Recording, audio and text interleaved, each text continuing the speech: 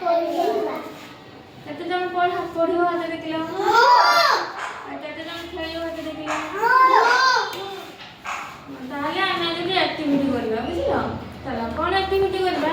ଯୋଉମାନଙ୍କୁ ଦେଖିବି ପାଣିରେ କୋଉ ଜିନିଷଟା ଭାସୁଛି ଆଉ କ'ଣଟା ବୁଡ଼ି ଯାଉଛି ବୁଝିଲ ପାଣିରେ କ'ଣ ଭାସେ କିଏ ଜାଣିଛି ଏଇଟା ଓଜନିଆ ଜିନିଷ ଆଉ କ'ଣ ଭାସେ ଆଉ ନାଇଁ ତମାନେ ଯୋଉ ଜିନିଷଟା ଓଜନ ଥାଏ ସେଇଟା ପାଣିରେ ବୁଡ଼ିଯାଏ ଆଉ ଯୋଉଟା ହାଲୁକା ଥାଏ ସେଇଟା ଉପରେ ଭାସି ପଡ଼େ ଯେମିତିକି କାଗଜ ଡଙ୍ଗା ଓଜନ ନା ହାଲୁକା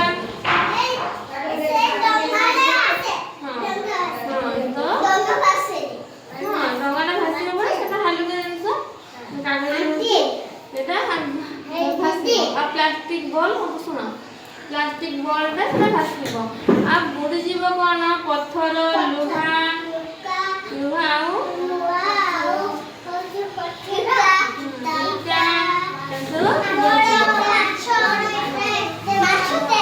ଆମେ ତାକୁ ପରୀକ୍ଷା କରି ଦେଖିବା କ'ଣଟା ଭାସୁଛି କ'ଣଟା ପଡ଼ି ଯାଉଛି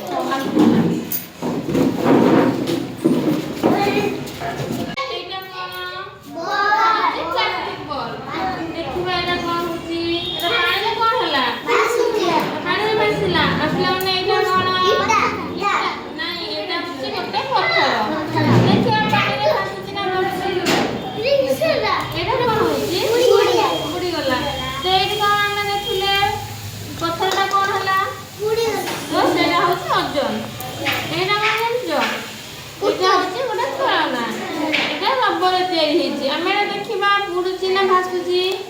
ଏଟା କ'ଣ ହେଲା ବୁଡ଼ିଗଲା ଏଇଟା ପିଲାମାନେ କ'ଣ ଏଇଟା ଆଉ ଗୋଟେ ଛୋଟ ପ୍ଲାଷ୍ଟିକ ବଲ୍ ଦେଖିବା ଏଇଟା କ'ଣ ହେଲା ଏଇଟା ଭାସିଲା ଏଇଟା ପିଲାମାନେ ହେଉଛି ପେନସିଲ ଏଇଟା କାଠରେ ତିଆରି ହେଇଛି ଏଇଟା ଦେଖିବା ବୁଡ଼ିବ ନା ଭାସିବ ଦେଖି ନା ମାନେ ଏଇଟା ଆମେ କ'ଣ ବୁଝିଲେ କାଠଟା ଭାସିବ ବୁଝିଲ ଏଇଟା ହେଉଛି ପିଲାମାନେ କ'ଣ ଲୁହା କଣ୍ଟା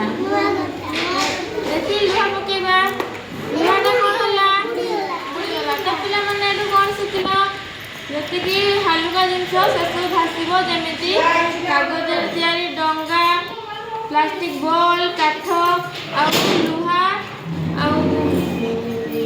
ହେଉଛି ପଥର ଏସବୁ ବୁଡ଼ିବେ ପିଲାମାନେ ସବୁ ଜାଣିଲ ଆଚ୍ଛା ତମେ କହିଲ ମାମା ସମସ୍ତେ ଛିଡ଼ା ହେଇପଡ଼ ମାମା କହିଲ